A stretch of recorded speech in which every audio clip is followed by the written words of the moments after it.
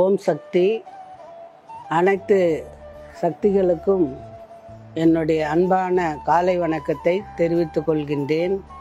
வண்ணமயமான விளக்குகள், மங்கள இசை, அழகான கொலு, வரிசையாக வைக்கப்பட்டிருக்கும் அழகு பொருட்கள் என்று கோலாகலமாக நவராத்திரி பெருவிழாவினை கொண்டாடி கொண்டிருக்கும் 8வது நாளான இன்று அன்னை ஆதிபராசக்தியாகிய அகிலாண்ட கோடி பிரம்மாண்ட நாயகிக்கு பைரவி அலங்காரம் செய்திருக்கின்றோம். சுயம்புக்கு ஜவ்வாது காப்பு அணிந்திருக்கின்றோம். இந்த பைரவி தேவி என்று சொல்லும்போது, பைரவி என்று உச்சரிக்கும் போதே ஒரு வீரம், ஒரு உற்சாகம், தீமைகளை எதிர்க்கும் தன்மை, பல உத்வேகங்கள் நம் உடம்பிலே காணப்படுகின்றது. இந்த பைரவி தேவியினுடைய அலங்காரத்தை இன்று கருவறையில் பார்த்தால் அவ்வளவு அழகாக இருக்கின்றது.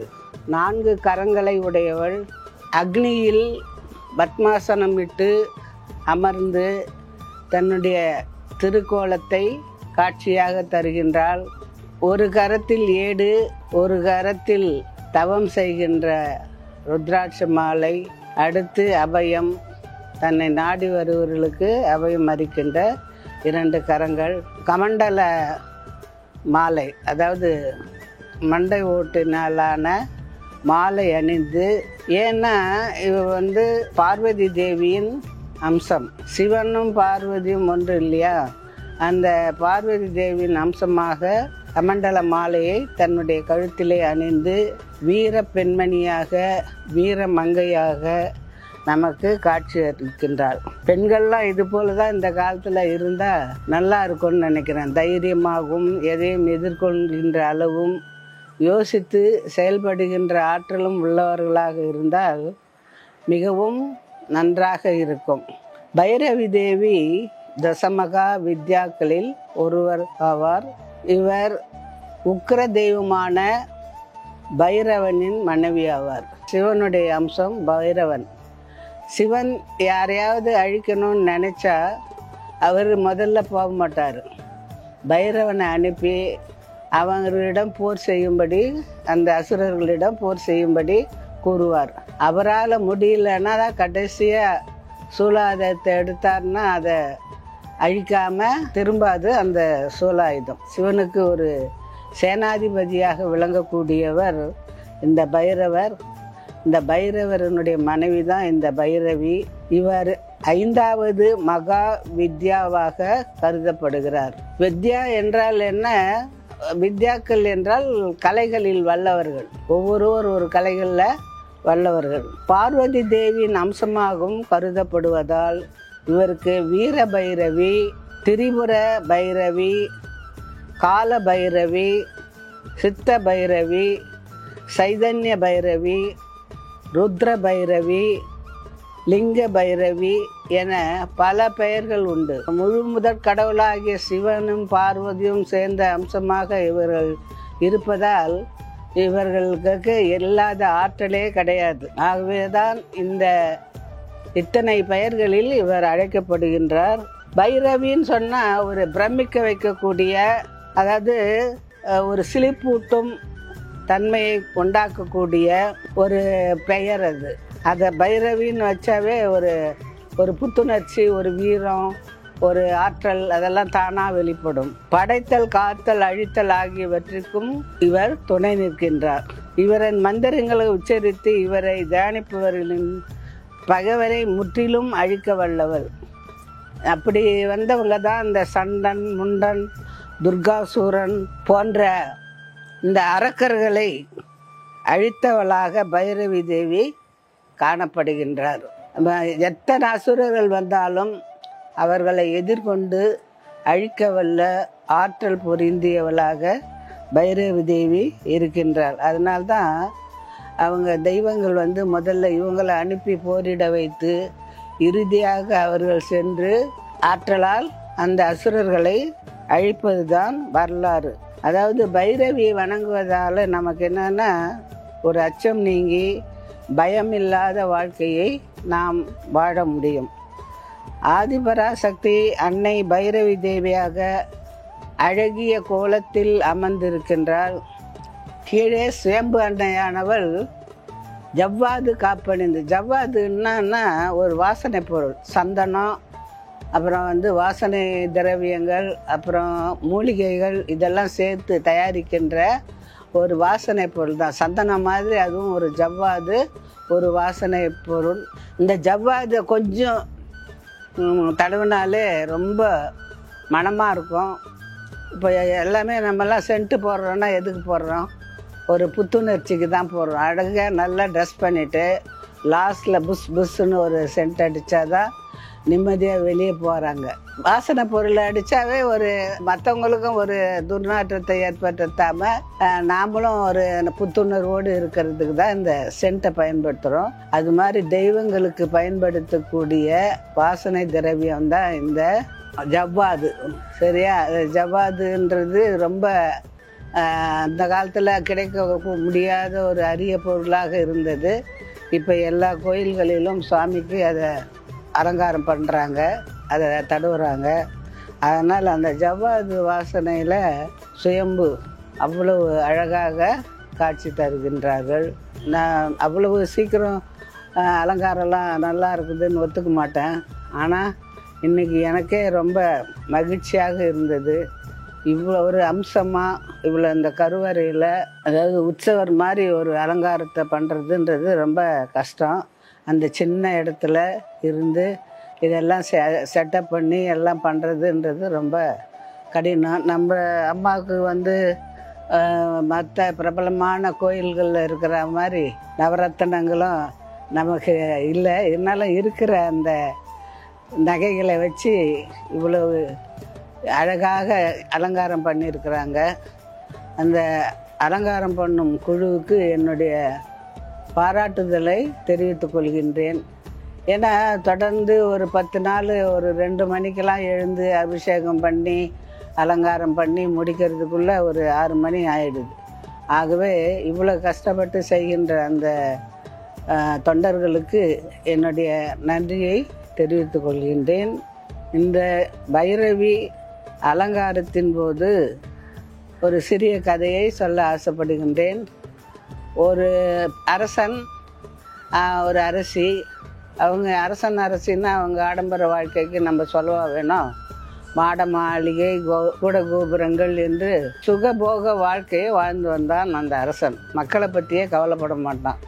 மக்கள் என்ன ஆனாங்க, அவங்களுக்கு சாப்பாடு கிடைக்குதா, அவங்களுக்கு தொழில் இருக்குதா, அவங்க வறுமையில் வாடுறாங்களா என்பதை பற்றிலாம் கவலைப்படாமல் தன்னுடைய வாழ்க்கையை மட்டுமே சுகமாக வாழ்ந்து வந்தான். ஒரு நாள் மாலை பொழுதில் அரசனும் அரசியும் மாடிக்கு போய் அங்கேருந்து அழகாக அங்கே சுற்றி இருக்கின்ற இடங்களை எல்லாம் சுற்றி பார்த்துக்கிட்டு பழத்தை தின்று அந்த தோலை வீசி எறிகிறார்கள். அது வெளியில் விழுது, அரண்மனை விட்டு வெளியில் விழுது. இப்படி பழங்களை தின்று தோலை வீசி கொண்டிருக்கின்ற பொழுது ஒரு துறவி அந்த வழியே வர்றாரு. அவர் என்ன பண்ணுறாரு, அந்த தோலை எடுத்து அவர் பசிக்கு அந்த தோலை சாப்பிட்றாரு.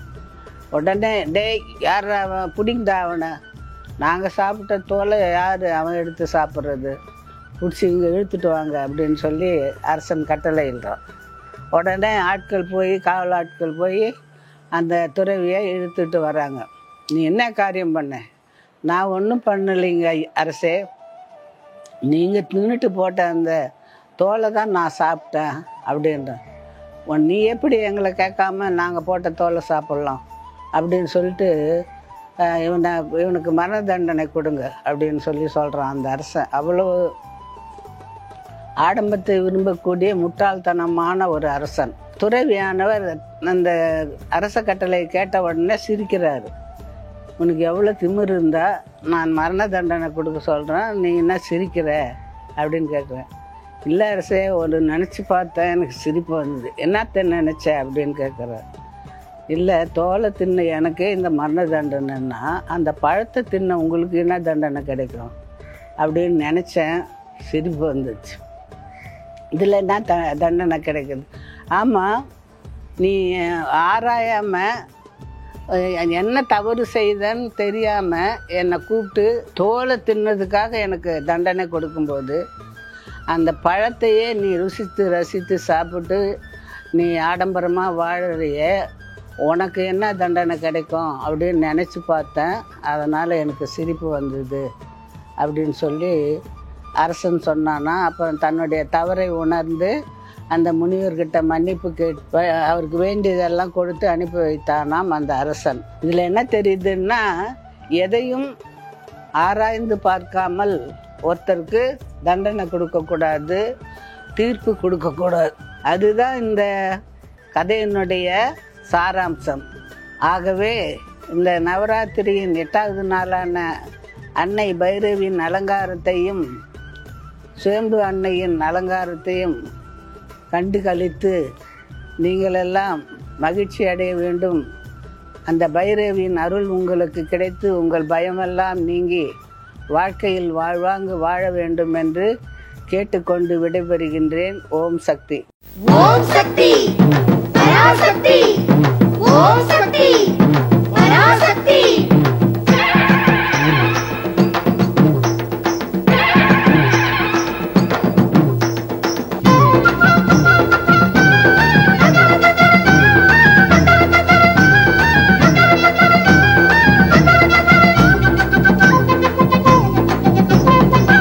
தந்தன தான தந்தன தன்னே தான தான தந்தன தான தன்னனை தன்னர தன்னனை தன்னானே.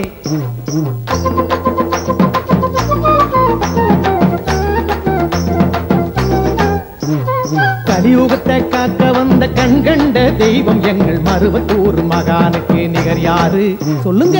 கலியுகத்தை காக்க வந்த கண்கண்ட தெய்வம் எங்கள் மருவத்தூர் மகானுக்கு நிகர் யாரு? மார்ச் மாதம் 3ஆம் தேதி மண்ணுலகில் அவதரித்த மகிமை உள்ள பங்காரு அடிகளாறு. மார்ச் மாதம் 3ஆம் தேதி மண்ணுலகில் அவதரித்த மகிமை உள்ள பங்காரு அடிகளாறு. ஆனாக இருந்தாலும் அம்மான்னு தாயேன்னு பார்வைக்கு பாதபூத உச்சாணிப்படி உள்ளத்தில வச்சு ஒசந்து நிற்கிறோம். பராசக்தி ஓம் சக்தி பராசக்தி. இந்த கலியுகத்தை காக்க வந்த கண்கண்ட தெய்வம் எங்கள் மருவத்தூர் மகானுக்கு நிகர் யாரு? மார்ச் மாதம் 3ஆம் தேதி மண்ணுலகில் அவதரித்த மகிமை உள்ள பங்காரு அடிகளாறு. ஆமா அப்படியே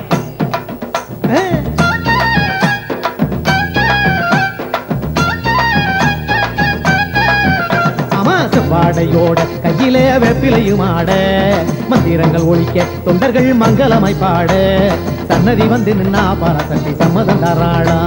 குங்குமம் பூச்சொரிய பராசக்தி கோயில் வராளா. சட்டனதான் புகுந்து பராசக்தி பாம்பினை போல் அழிந்து சப்த கன்னி கோயில் வந்தருள் வாக்குமே தராளா.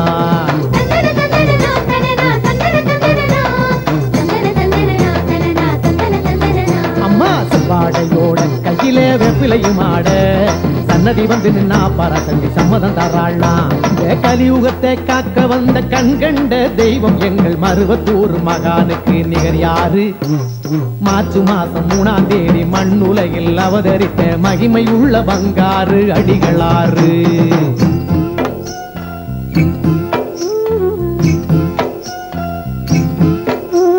தனநன்னை தனநன்னை தானே. அம்மாவின் பாலன் பங்காரு இவர் போல் அருள்வாக்கு தருகின்ற ஆன்மீகர் யாரு? சும்மா கிடைத்திடுமோ பேரு வந்து சுகம் பெற்று வாழ்ந்திடுவார் பல கோடி நூறு.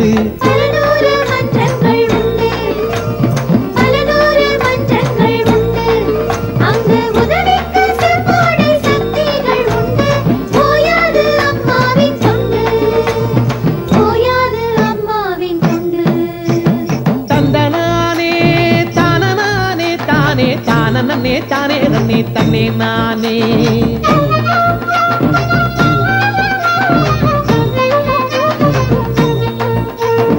எல்லையில்லா நம்ம சாமி இங்கு எல்லா இடத்திலும் இருக்கும் போது எதுக்கு சும்மா கோயிலுக்கு நாம இங்கிருந்து போக வேணும் நீயே கூறு. வெறும் காட்டுல நெருப்பு பத்தி எரிஞ்சாலும் கரிசோறு சமைக்க ஆகாது நமக்கு. வீட்டுல அடுப்பு இல்லைன்னா சோறு வேக வைக்க முடியுமா நீயே சொல்லு. ஆமா, உள்ளத்தில அம்மாவின் உயர்ந்ததல் ஆன்மீகம் பள்ளத்தில நீர் போல வாழ்ந்துட்டு சந்தோஷம். செவ்வாட கட்டி. அம்மாவை நினை மனமே, மேல்மருவூர் அம்மாவை நினை மனமே. Please like, share, and subscribe to the Bangaru Amma Global YouTube channel for more inspiring and uplifting videos like this one.